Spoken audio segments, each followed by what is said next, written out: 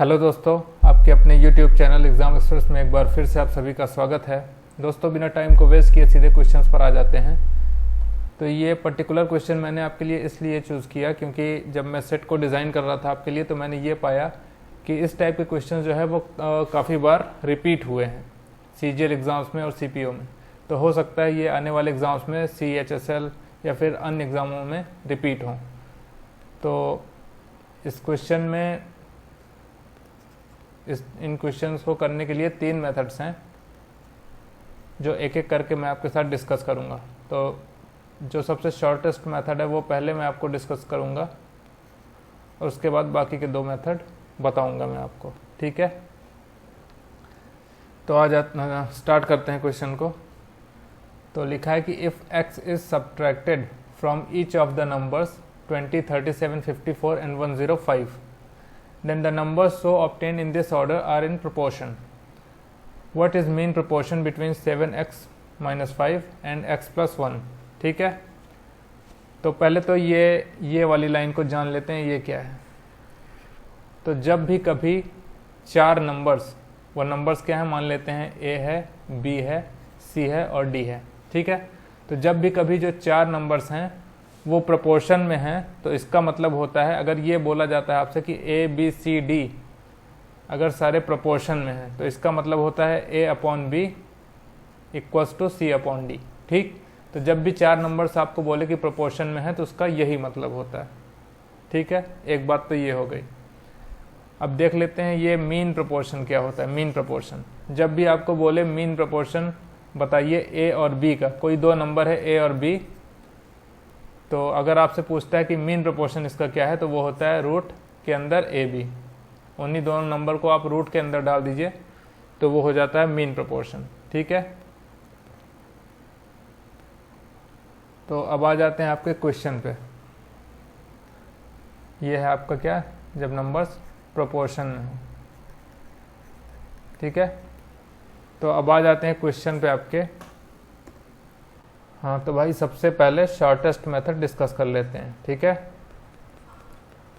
तो क्वेश्चन जब भी आपके सामने आए तो आप सीधे क्या करोगे, सबसे लास्ट वाली लाइन जो है उसको पढ़ोगे। क्या लिखा है, 7x - 5 एवं x + 1 का माध्य अनुपात बताइए। तो मैंने अभी आपको बताया है कि माध्य अनुपात क्या होता है, जो भी 2 नंबर दिए हों उनको आप रूट के अंदर डाल दीजिए, वही माध्य अनुपात हो जाता है। तो नंबर्स क्या हैं, 7x - 5 और x + 1, ठीक है। यही आपको पता करना है।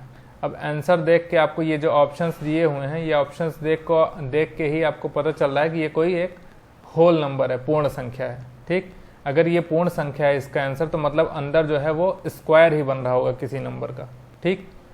अब अंदर स्क्वायर बन रहा होगा तो हम आइए देख लेते हैं कि ये क्या हो सकता है।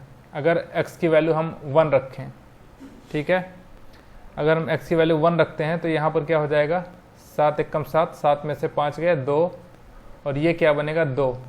तो ये हो जाएगा, ये भी अंदर देखिए रूट 4 बन रहा है। तो 4 तो किसी नंबर का स्क्वायर है, तो मतलब बाहर 2 आ जाएगा, जो कि ऑप्शन में नहीं है। तो ये आपका सही नहीं हो सकता है। अब दूसरी वैल्यू x की क्या पुट कर सकते हैं, 2। अगर दूसरी वैल्यू 2 पुट किया x की, ये x = 1 पे आया था, ये x = 2 पे देखते हैं। अगर 2 रखेंगे तो 7 दूनी 14, 14 में से 5 गए 9, और यहाँ पर 2 रखेंगे तो 3, 9 त्रिक 27, जो कि पूर्ण वर्ग नहीं है किसी भी संख्या का, ठीक है। तो ये भी नहीं हो सकता है। अब x की वैल्यू हम 3 पुट करेंगे इस वाले में, ठीक। अब 3 पुट किया अगर, तो 7 त्रिक 21, यहाँ पर रखा 7 त्रिक 21, 21 में से 5 गए 16, ठीक। और यहाँ पर फिर से 3 रखा तो 3 × 1 = 4। अब देखिए ये हो गया 64।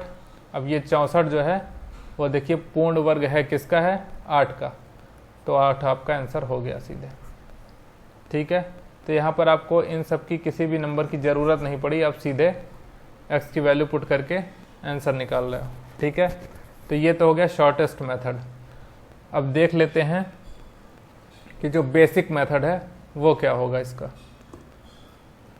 तो देखिए बोल रहा है कि यदि 20, 37, 54, 105 में प्रत्येक में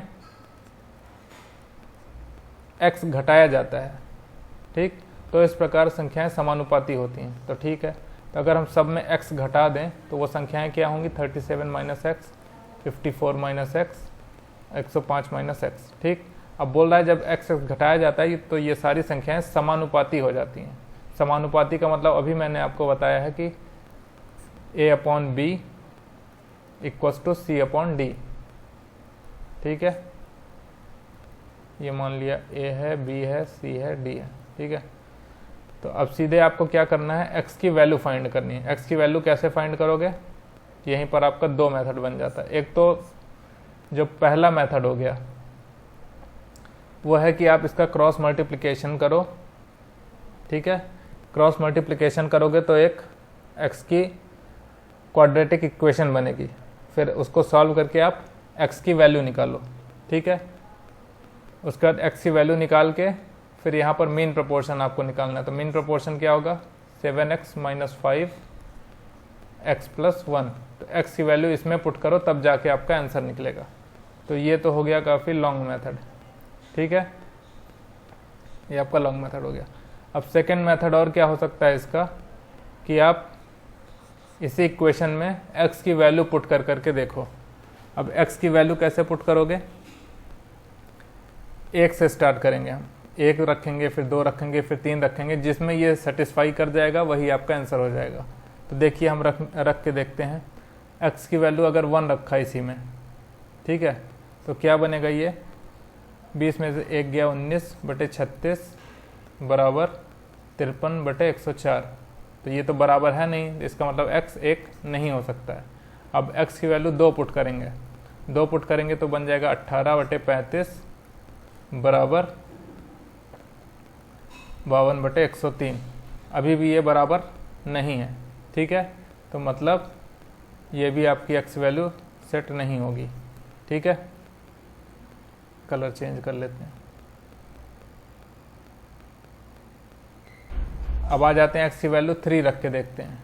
x की वैल्यू 3 रखते हैं तो यहाँ पर 3 रखा तो हो गया ऊपर वाले में 17, 20 माइनस 3, 37 माइनस 3 कितना हो जाएगा, 34 बराबर 54 माइनस 3 51 और 105 माइनस 3 102। अब देखिए 17 दूनी 34, 51 दूनी 102, देखिए बराबर हो गया ना। तो x की वैल्यू 3। अब इसी 3 को आप इसमें पुट करोगे तो आपका आंसर आ जाएगा। देखिए 7 त्रिक 21, 21 में से 5 गया 16, 4। ठीक, तो ये हो गया 64, मतलब 8 आ गया। तो आपको इन सारे मेथड्स में आपको यहाँ तक जाना पड़ रहा है और मेथड काफ़ी लंबा हो जा रहा है, लेकिन जो मैंने पहला तरीका बताया आपको उसमें आपका आंसर सीधे निकल रहा है। ठीक है, तो यही इसमें नेक्स्ट क्वेश्चन जो है वो भी इसी टाइप का है, उसमें फिर से एक बार देख लेते हैं कि हमारा शॉर्टेस्ट मेथड कैसे यूज़ होगा। ठीक है,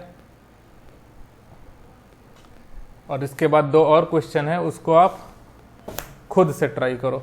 ठीक है, तो यहाँ बोल रहा है when x is added to each of 2, 3, 30, 35 then the numbers obtain in this order are in proportion. What is mean proportional between x plus 7 x minus 2। ठीक है, तो मैंने भी आपको बताया है कि मीन प्रोपोर्शन क्या होता है।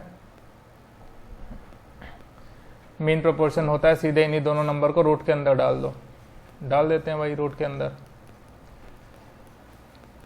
ठीक है, अब जो आंसर है हमारा देखिए ये एक पूर्ण संख्या है। पूर्ण संख्या मतलब इन्हीं में से किसी का स्क्वायर इसके अंदर आएगा रूट के अंदर। ठीक है, तभी तो रूट के बाहर आके कोई एक नंबर देगा आपको। ठीक, तो हम क्या करेंगे, धीरे धीरे x की एक एक वैल्यू रख के पुट करेंगे कौन सा नंबर हमें स्क्वायर दे देगा। तो देखते हैं, देखिए 1 और 2 तो रख नहीं सकते क्योंकि 1 रखा तो ये वाला पार्ट नेगेटिव दे देगा, तो रूट के अंदर नेगेटिव आ नहीं सकता। 2 रखेंगे तो 0 दे देगा, आंसर ऑप्शन में कोई 0 है नहीं, तो 1 और 2 हम नहीं रख सकते हैं। 3 से स्टार्ट करते हैं। अगर 3 रखा तो क्या हो जाएगा, यहाँ पे 7 3 10 और 1, तो ये भी कोई स्क्वायर किसी नंबर का स्क्वायर नहीं है। ठीक, अब 4 रख के देखते हैं, 7 4 11, ये भी नहीं देगा, देख के ही पता चल रहा है, ये भी नहीं देगा। ठीक है, 5 रखते हैं तो 7 5 12 और 3 12 3 36, देखिए यहाँ पर मिल गया हमको। तो ये किसका रूट, इसका रूट कितना होगा, 6, तो ये आपका आंसर हो गया 6। ठीक, बाकी जो नॉर्मल मेथड है वो तो मैंने आपको बता दिया है जो बेसिक मेथड होता है, ठीक है। तो आगे के जो 2 क्वेश्चन हैं उसको आप खुद से ट्राई करो। इसका मैं आपको आंसर नहीं बताऊंगा, क्योंकि अगर आपको वेरीफाई करना है इसका आंसर तो आप पहले बेसिक मेथड लगा के इसको सॉल्व करके अपना आंसर निकालिए, उसके बाद हिट एंड ट्रायल से इसको सॉल्व करिए। अगर मैच कर जाता है आपका तो आपका वेरीफाई भी हो जाएगा और मेथड भी पता चल जाएगा दोनों, ठीक है। तो ये 2 क्वेश्चन आपके लिए मैं छोड़ के जा रहा हूँ। आप कमेंट बॉक्स में हमें आंसर ज़रूर बताइएगा इसका। तो मिलते हैं नेक्स्ट क्लास में, तब तक के लिए नमस्कार।